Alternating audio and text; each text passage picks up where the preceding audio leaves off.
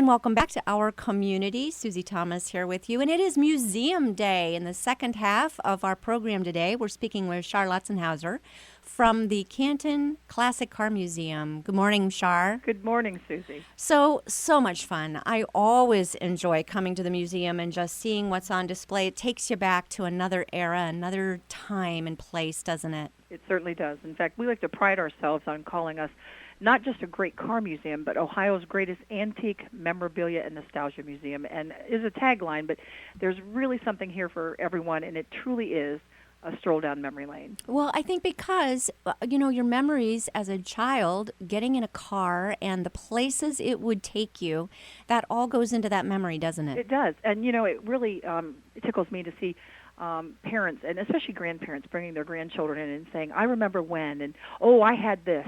And, I can assure you, Susie, that no matter what age you are, if you come to the Canton Classic Car Museum, you will see something you had. In fact, I hate to admit it, Susie, but our toys are being called antiques. I know, that's sad. It is sad, but they're in here. And but there's just something, even the children that come in here, there are toys from the Cars movie, and they'll say, oh, look, so they remember, they see something. So there's something to trigger a smile. Everywhere you look, I see people snickering or laughing or taking pictures of our antiques. And, of course, we have to talk about the stars of the museum, which are the cars. Mm-hmm. And also a little note here for everyone to know, we are a museum that was actually a car dealership. Did you know that? I don't know if I ever told you that. Yes, the building was built in 1900, wow. But two local men had this dealership. It was called the Monnet and Soccer, actually from 1914 until 1931, Susie. This building that I'm in was the largest Ford dealership in the country. Never knew it. Yes, and do you want to know why? Why? Because of the proximity of the Lincoln Highway. And I have to give a plug to the Lincoln Highway. Goodness, and for those people that don't know about the Lincoln, I'm passionate about it because they've heard about that other road with 2 digits, but we're not going to talk about that. Heard of it. Yeah, heard of it. Don't talk about it. But this road is actually older. The Lincoln Highway actually started in 1913. It was the brainchild of 2 men, Carl Fisher, the founder of the Indianapolis Motor Speedway, and Henry B. Joy, who was the president of the Packard Motor Car Company. And they had a vision to start the first coast-to-coast paved highway in the United States, starting in New York, coming down through Canton, Ohio, and if you continue on that road, the Lincoln Highway, you'll end up in California. It's actually 3,389 miles long. And can you still do that to this day? You certainly can. You get off a little bit because of the byways, but yes, you can. And we know it as Route 30. Sure. But anyway, the Lincoln Highway, which is Tuscarawas in downtown Canton, is 6 blocks north of my building. So that's why the gentleman that owned this building, George Monnet, in 1914, as that road came through Canton, Susie, turned this building, this car dealership, this Ford dealership, into a 24-hour service repair garage to service travelers on the Lincoln. So cool. Genius. Yeah. So at what point did it become a museum? Well, we opened in the summer of 1978. And we opened with just some cars. In fact, I came that day they opened. I've been a car guy my whole life, so I was here, not as an employee, but just with my father. And who would have known that 30 years later I'm still here? Oh, yeah. It was just a few cars, and as we continued, starting putting the memorabilia and found out that people really, really enjoyed all of that, too. It just adds to the ambiance. We're just this very nice, homey, warm-feeling, fuzzy museum, I call it, just embraces you. So how old does something have to be able to qualify as an antique enough to get to be in your museum? Well, it's funny because I just put a canister of film out here because children don't have a clue what film is. So that's funny you'd say that. So, but if you think about it, not only antiques, but I like history. I like, something to generate conversation. And children will say, what's that? We have a television, and they want to know where the remote control is. Right. I'm like, you are the remote control, honey. You got up and turned the channel, and they're like, is it color? I'm like, no. Right. So, one of three channels. 3, 5, and 8 if you live in Northeastern Ohio, yes. And but even things like that. So it's not that old, but it's gone. Car keys. When I do presentations for kids, someday none of them will know what a car key is. Right. So I hold up a car key, even to roll a window down.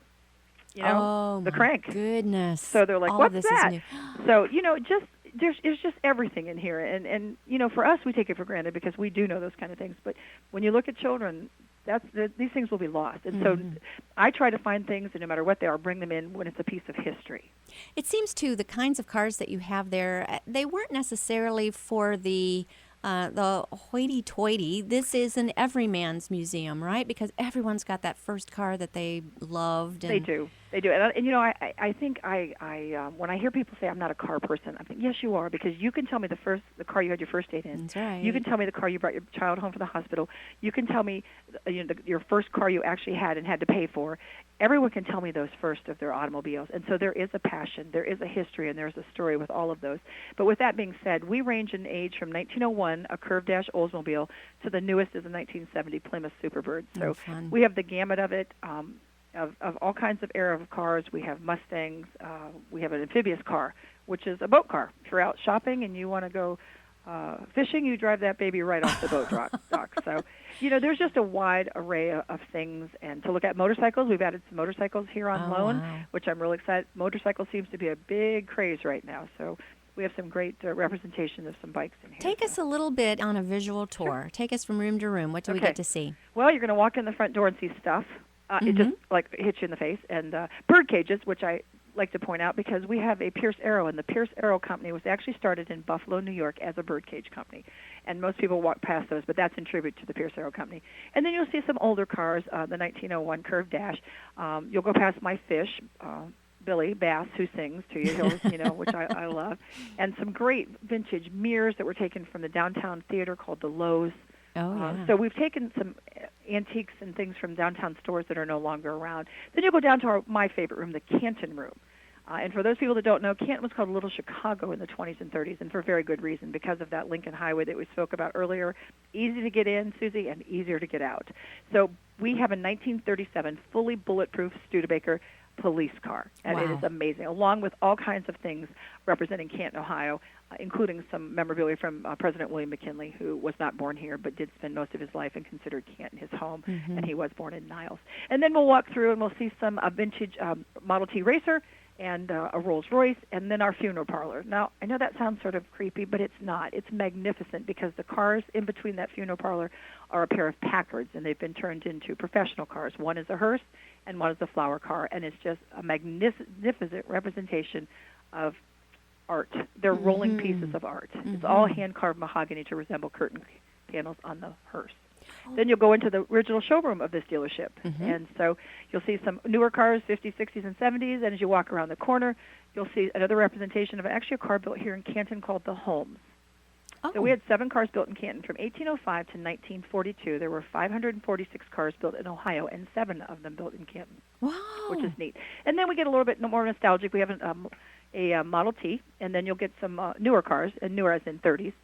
Beautiful Packard, that Pierce Arrow I was talking about, and then Marmon, which I know most people aren't familiar with Marmons, but just a magnificent 16-cylinder car. And then we'll sort of segue back into the back garage. I skipped some cars, and then we have some really neat things back here, a little BMW Isetta, and a lot of kids remember Steve Urkel driving that type of little car, and they think that's very funny, and a wonderful 1947 Cadillac limousine, 12-passenger limousine that was actually owned by the Broadmoor Hotel in Colorado Springs. Oh, my gosh. And a fire truck. Ooh, how can I forget that? The Aaron's Fox fire truck, actually 1937, owned by the Canton Fire Department. Just magnificent automobiles. Where do these come from, Char? Well, we are a privately owned collection by the late Marshall Belden. Mr. Belden was passionate about automobiles and just as passionate about historic buildings and keeping things intact for us in downtown Canton. So he bought this building and opened it in 1978 with his private collection. And over the years, it's mostly their private collection, but we do have some cars on loan now.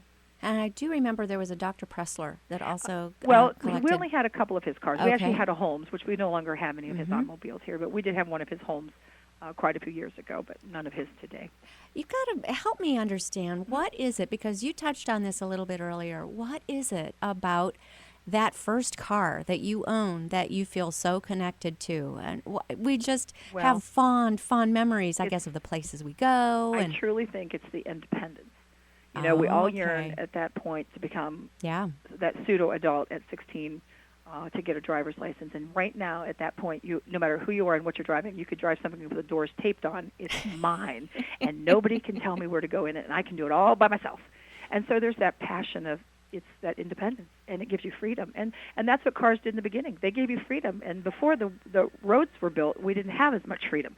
But now we have a little more freedom. After that Lincoln Highway was built, it actually gave you a lot more freedom to go places. And that's what cars do. And they give you, they evoke so many memories. Truly and I think does. the museum will do that not just with our automobiles, but with the things you'll see on the walls and the floors and the oiled rugs and the period fashions. Oh, I could just go on and on. Can you tell I love where I work? You love what you do. I do. There's got to be. Let's not let you go without talking about website availability and your hours that you're open and how much it costs to tour the museum and so forth. Absolutely. Well, we are one of the few museums, I think, anymore that are open 7 days a week. We're open 10 to 5 daily, 7 days a week, and we have admission prices. We do have group rates, but there are admission prices, and they're very reasonable. We haven't raised our rates in years and years and years.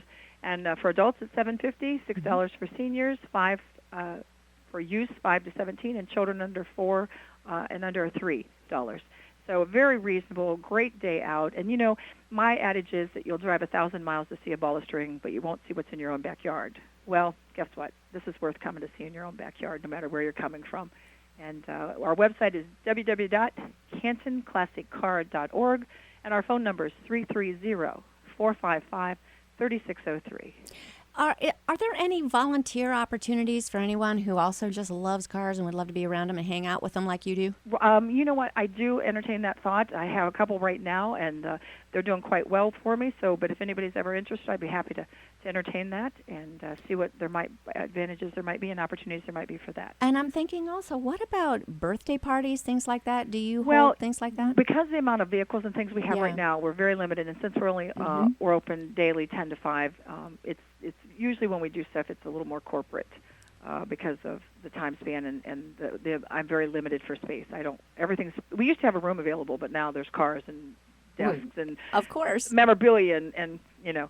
So a great idea might be just gather those kids around and bring them on down to the car museum and go through it that way. On Saturday, absolutely. We have scavenger hunts they can grab as soon as they come in the door to there's 2 different scavenger hunts, and they really enjoy that. And then outside my office, if they're a small child, we have Rudy the reindeer ride, and there's an opportunity to put their heads in and take a picture in a cutout car with hats on if they desire to do that. What a blast. What kind of a response do you get from the children, let's say, going through the museum? You know, I think they're shocked. Because I did a presentation at my son's school years ago, and they said, I asked them, how many of you love museums, think they're the most wonderful place on earth, they're fun, exciting, and they all looked at me with that deer in the headlight. And I go, how many of you think museums are boring? And they're like, raised their hands, all of them. And I said, well, you know what, museums aren't boring, you guys are.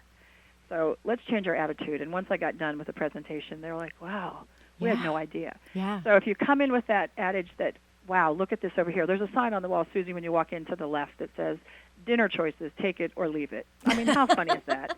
Really, how can you not laugh? That's how we ran our home. That's right. How can you not laugh when you read that? Sure. And so when children, they can read, they can see there's a sign about teenagers, and that makes them snicker, and it'll make you smile and make you conversation, and that's what we're lacking today. Mm-hmm. Don't text me something. Let's come in here. Let's talk about these memories. Let's talk about history. Let's talk about when I had that, or Grandma had that, or I remember it being at my great grandmother's, and she used that, or that was a doll baby that I remember having. Wow. Well, it certainly is a wonderful place. Located right there. Give us the address. I will give you the address. It's 123 6th Street Southwest, Canton, Ohio, right in the heart of historic downtown Canton, 6 blocks south of Tuscarawas. Very easy to find, not hard at all. Just come straight down Market Avenue and go 6 blocks south of Tuscarawas. Perfect. Thank you so much for joining us. You're listening to Our Community.